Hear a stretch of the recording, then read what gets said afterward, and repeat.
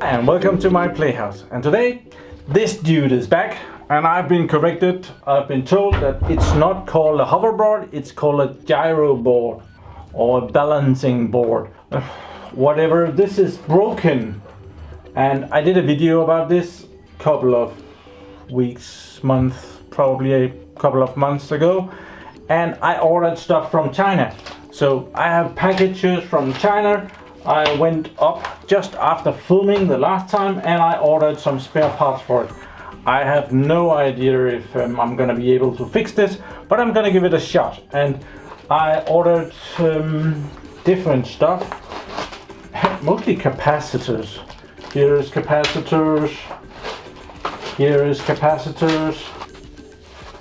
Here's some transistor things and more capacitors, because the capacitor was broken inside of it and there was two different kinds, and I thought I'll just order a bunch of capacitors from a couple of different suppliers and see what gets here first. And I didn't have these capacitors. Apparently the voltage of these capacitors is a lot higher than what I had in stock. If you go to anywhere and buy these online, you pay next to nothing. If I go down to my local electronics shop and want 3 of these, I'll have to pay 50 Danish kroners, and he will be ripping me off and laughing all the way to the bank. But China, you get a lot for the money. This was literally under a couple of bucks for a whole bunch of capacitors. I think these was a little bit more expensive, but I've forgotten how much I paid for it, but it wasn't much. So let's see what this is. This is a cap 220 microfarad and 35 volts. Let's see what this is. This is 220 microfarad, 50 volts. I just thought that I would go up in voltage. 470 microfarad, 25 volts. And this is, can we see that? I think I have to zoom in. Yeah, this is a TIP 127. I mounted the gyro board on this piece of cloth just so that it doesn't get scratched, and I'm gonna try and take this cover off where the charging and the power on button is. I have totally forgotten which side I was working on, so I'll start with this one. And there are screws along the side and you can just pop the cover off. I'll do that. I was lucky, this was the right side of the gyro board, and up here I have a cap that is popped. You can see the things sticking out of it. Down here I have a cap that I replaced last time I did a video on this. I put in this huge one, and even that one isn't good enough, so that's why I bought some new ones. This one is only able to do 25 volts, and I bought some of those that goes all the way up to 50. You saw those. This one up here, how many volts is that? That's 35 volts. And the transistor thing is that thing right there. I'm also gonna check this one. It has some wrapping on it. Gonna see if that's the same transistor. The board down here comes up if you remove all the screws that are holding the transistors or FETs down all around here. So I'm gonna do that. Just remember that over here is the batteries. So it's a good idea to detach the batteries before doing this. So I'm gonna go down here and do that. It's a rather big pack of batteries, so bad things could happen. So maybe just there. The batteries has been detached. It's quite a big bank. 48 volts, 42 volts, 2 amps. So, 36 volts, 4200 milliamp hours. You can do a lot of damage with that. Continuing to unscrew the board over here. It's now free and we can see the bottom side of it, and I can desolder the capacitor that I put in last time and put in a better one. I will put one of the 50 volts in just to make this as good as I can now that I have it.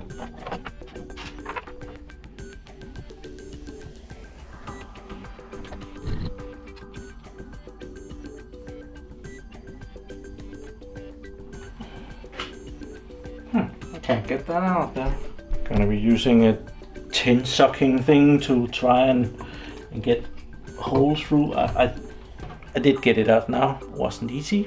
Didn't do it the best way. I would have liked to have done it differently, but well, sometimes that just don't work.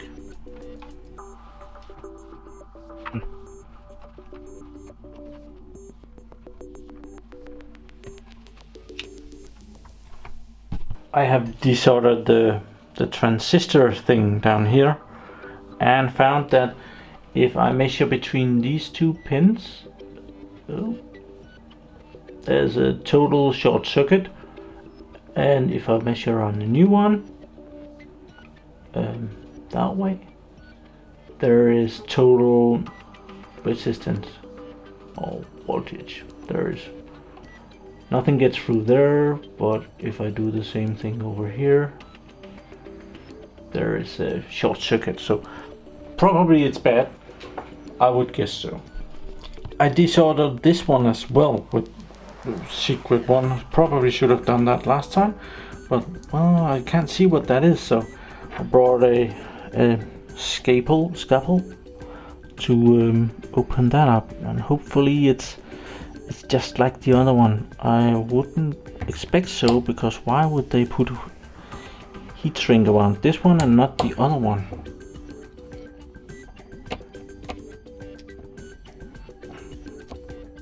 It's exactly the same one, which is weird but good, because I have these, you know.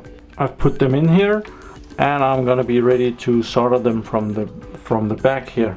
Bend the pins a little bit so they will sit there.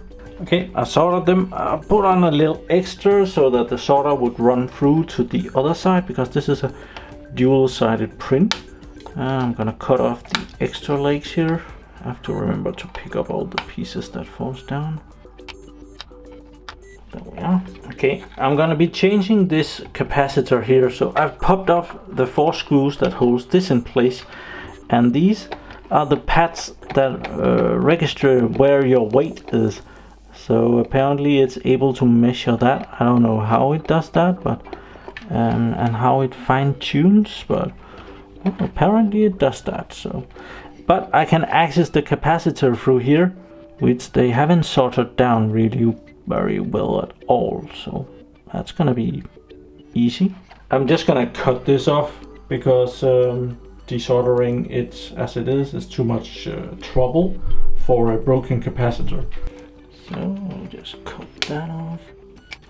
There we are. I've kept the one from last time. This one I've broken further because I was trying to take it out of the print with this. And this one is, well, it's glue on it here and it's bulging up there. So both of them are bad, and both of them are 220 microfarad. Where are we? There. And 35 volts. So I'm gonna be putting in a 50 volt one there as well. So I have that here. To remove these legs that are sticking out, I'll just apply a little solder on each of them, like that. Take a piece of pliers. Now that I've made sure that I can get a good heat exchange on it, and just heat it up and pull that out. There we are. So I have soldered it on. This wasn't too easy, I must admit, because, well, the cap go down on top of the print, and this is double-sided print, so it has to be soldered on this side and on the other side. And so what I did, I pushed it through and I soldered it really good down here. No, I can't really do better than that. I can put this back on. A really odd thing is that there is 4 different screws in this, or at least 3 different screws in this thing, where the other one in the other side that has screws of the same kind. I exchanged one of the screws. This was absolutely wrong. It was just turning around down there. So I just found some old crap screw that fitted better than that one. So, well, I think this might not be the top quality one they made here. I think I'm done with this side, so I'll screw it back down. Just make sure that all the cuttings and stuff are out of there. But I'll fasten all the transistors back in, or FETs. I'm not sure what they are. I replaced the capacitor on the other side. My water pump is running right now, so sound is not as good. So I'll be putting this together again. Reconnecting power. Power on. And I'll just fasten a couple of screws. Might have to take it apart again if it's not working, you know, but I am out of spare parts now. So the pump has ended, and I'll try and turn this on, see what happens if it blows up or anything. Absolutely nothing. Kind of disappointing. Some kind of a red light would have been really nice. So with no action whatsoever, I'm gonna unplug the batteries and check voltage on those. If there's any power on this, or if there might be some kind of a protective circuit on the batteries that have left this earth. Here is the power plug coming out of the batteries. Let's see if there's any voltage on that. 4.5 volts. Yeah, that's a little bit less than I would be expecting. It should be 36 volts. Let's try and power this, put some power into it. I have a couple of power supplies here, so let's make, I think 42 volts is what it's supposed to be doing, 1 amp. We are putting these two power supplies in series. Let's make that 42 volts. So can you see the multimeter? Can't see the multimeter. Right now we are at 45 volts, so let's just make it 42. Come on, 42 volts right there.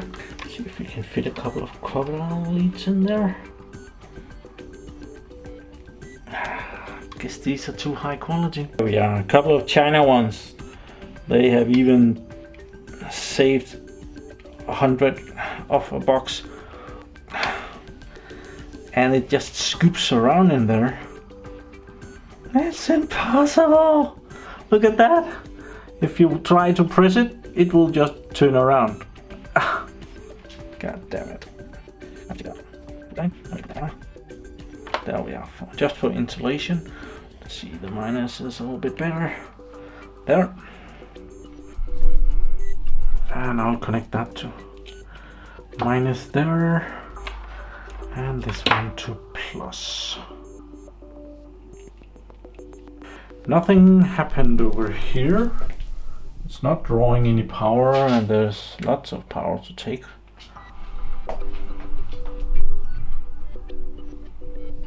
So the battery might be fried, or the battery circuit inside. It had run for just a little bit, so I want to make sure that there's power coming into the battery. Yeah, 42 volts. So if I disconnect it from the power supply, what does it say then? It says 4.68 volts. I guess this can charge for a while. See what happens.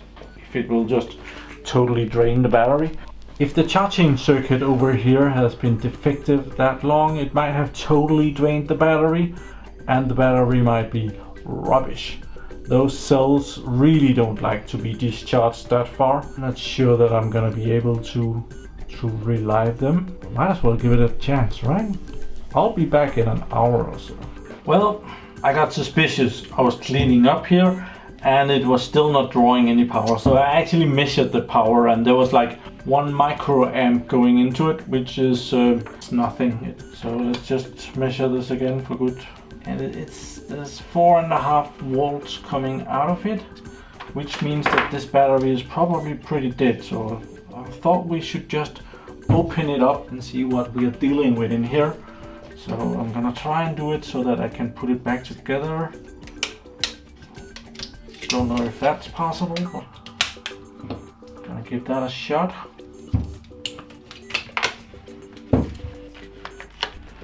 It's heat shrinked on here.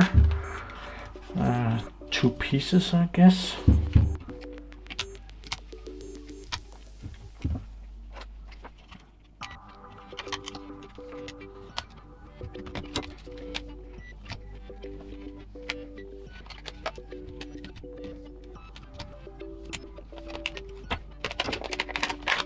Here are the batteries, and there is some kind of cardboard on top of this.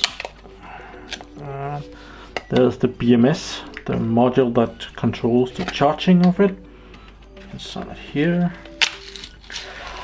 Yeah, this is unfortunately broken. Nothing bad to see yet. Okay, I've been measuring on these batteries. It seems that the plus lead is going out this way and goes in and becomes minus. Plus here, minus there. Minus is connected over here, so plus here. Wait, plus there, minus there. So I should be able to measure about 8 point something voltage here, and I'm measuring 0.8. This is a 36 volt cell, so there is a total of 20 batteries in two of those in parallel and the rest in series. It seems that the whole thing is just bad, and probably so bad that the BMS is not able to charge this. I think we'll just put a little power on it around the BMS, and not too much, just try to raise the voltage enough to have the BMS cut in again.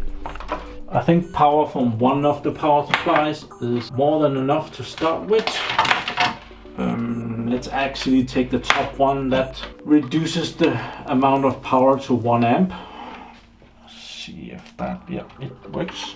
We'll have the plus lead here going on to the plus of this one in there. The plus lead goes directly up to the battery. One end of the battery is on there. It seems that the other end goes down to the BMS here. So I'm gonna attach minus right there. And if I'm not mistaken, that would also be where we measure the largest voltage. We measure 5 volts there. So if I put minus there, let's see, we have 5 volts. So let's try and put in 10 volts. It's already set to that, so that's cool. Let's put that in. It's actually taking in quite a lot of power. It's taking in 1 amp. Is that good? That's probably fine. It's reduced to 10 volts. Is it short circuit? Let's see if the voltage has gone up. Or it's just minus, plus, minus. How the hell did that get up to 23 volts? Oh, I looked at the wrong one. Okay, we will set this to 25 volts then. There we are. I looked at the wrong power supply. I set this one to 10 volts and this one, that was a 30 volts. Right now it has risen beyond 25 volts. Apparently they're taking in power, okay? So we might as well go up. Right now the power supply does not have enough amperage to supply. In a little while it will have charged it enough, and this one will become green and this one will turn off. Yeah, now it turned off, so let's give it a little more. I have the voltage up to about 33 volts and a half, and I want to move this down and try and have the BMS control this instead. Yeah, so now it's going through the BMS, which is the battery charging module thing, and it's actually taking a charge back there. There it's still taking a charge, so we can turn up the voltage a bit more, just around 1 amp. The top power supply can only do 1 amp. This one can do 5 amps, but well, we are limited to 1 amp now that one power supply is not able to handle that. So it's up to 34 volts. It's a brand new day. This battery over here has been charging for it was a 4.2 amp hour battery, so and charging with 1 amp, that took at least 4 hours, and then some, because there's some losses in charging a battery, so it's probably been charging for 5 hours, and well, it became bedtime for little boys in Denmark, so I fell asleep in front of the TV watching YouTube channels last night, and woke up in the middle of the night, and wasn't recording time. It was done charging at that point, but well, Now it's a brand new day. We can have a fresh start. So I will bring you over here and we'll look at it. We can see that it's not charging anymore. And if we turn on the multimeter here, let's see what the voltage is. It's 42.6 volts, which is really good. And the BMS is controlling that, so that's marvelous. So I'm gonna wrap this battery again and put it in and let's see what happens.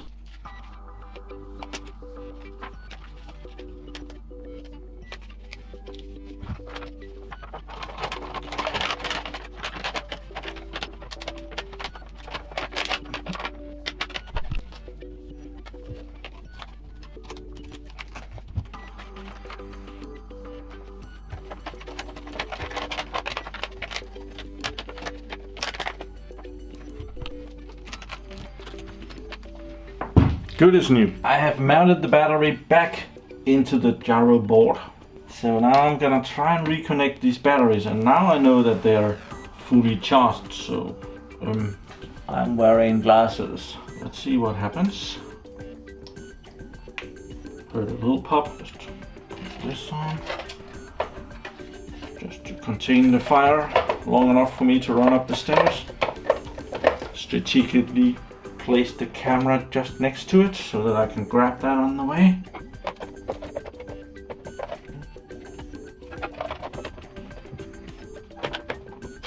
Just gonna put in a couple of screws to keep it together.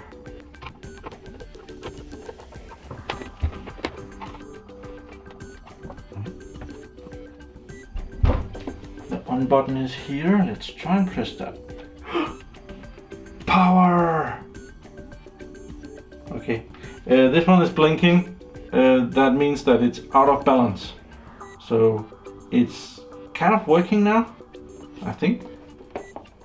No, you have to do some reset cycle to get this up and running again when it has been this low on power. So I've never tried this before, but I just watched a video on it and I'll see if I can replicate that. I took a carpenter's level and I put that on and straightened out this one, and I straightened out this one. Oh, that could be more straight. There, check that one again. There we are. And also this way. I found out my table is not completely straight, so I've been raising it in one side with a piece of cloth. And when it's blinking like this, I should press in this button for 5 seconds or more. And it will be blinking in just a little bit.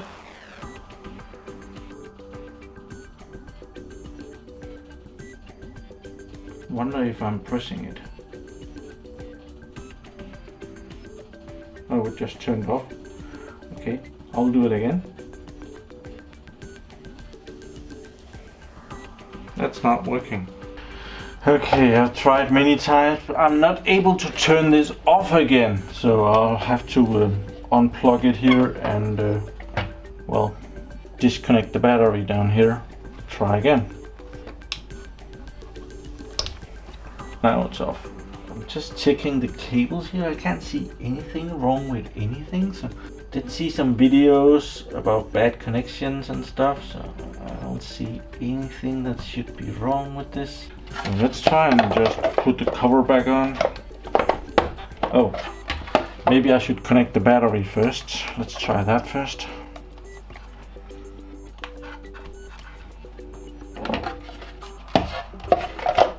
Just put this loosely on. Turn it around. Still error on it. Let's see if it will turn off now. 1, 2, 3, 4, 5.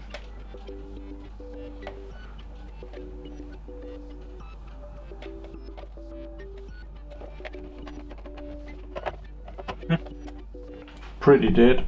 I disconnected and connected the power a couple of times, and well, it's doing something different. This one is always on, but the hoverboard is off. So I'm just gonna try and power it on. It's not doing that.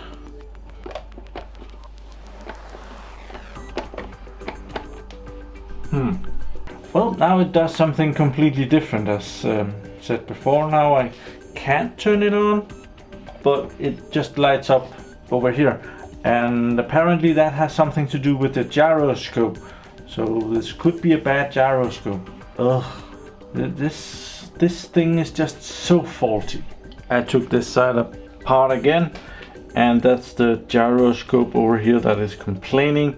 It might be this dude. So I think I might try and take this out again and try and resolder this. Take another one, I have plenty. So I'll try that. Okay, I've replaced the capacitor on this. This is the gyroscope board of the balancing board. So this it feels where you are pushing the contacts on the other side here, and apparently it gives that signal onto the processor down here and tells the wheels if it should go forward or backwards or what it should do. It hasn't helped any. It's just lighting up blue now, and I have no idea what's going on. Well, I'm out of ideas. I need your help. What should I try next? Which parts should I get?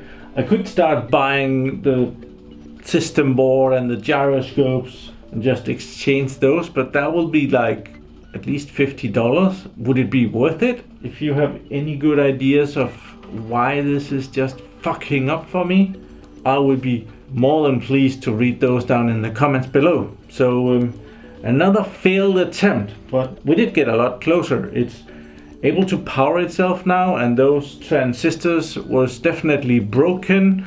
If you get that error, I'll link the components in the description so that you can see what I bought.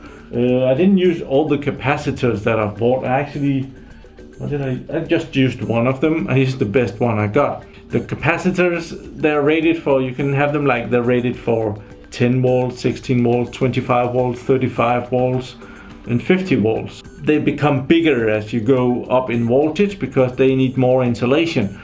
But the bigger you get, the more safe they are, the less the chance of them exploding because of over voltage. It just is puff. It's not dangerous or funny or anything spectacular like that. Well, it is if you give it really high over voltage. But well, thank you for watching my videos. Do subscribe to my channel so that you can see me again, and have a nice day. Bye bye.